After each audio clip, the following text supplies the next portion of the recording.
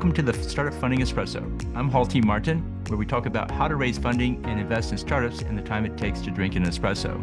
If you have a question about startup funding or investing, please go to the website, startupfundingespresso.com, and type in your question into the chat bot in the lower right corner to receive an answer. I hope you enjoy this episode.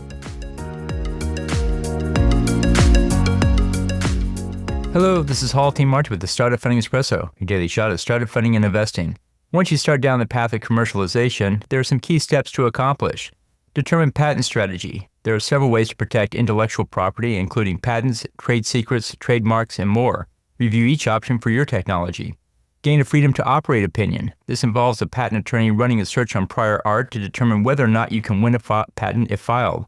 This also includes a validity opinion on existing patents and whether or not they can prevent you from filing your own patent.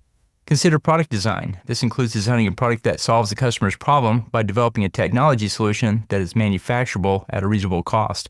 Develop a regulatory strategy. This includes reviewing the relevant regulatory requirements and considering the various regulatory pathways. Consider manufacturing design. This includes designing the product so it can be built in a cost-efficient manner.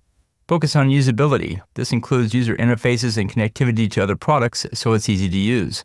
Determine your supply chain. To consider what to build and what to buy and make sure the suppliers can meet your requirements in a timely manner. Consider these steps for your project. Thank you for joining us for the Startup Funding Espresso, where we help startups and investors connect for funding. Let's go start listening to today.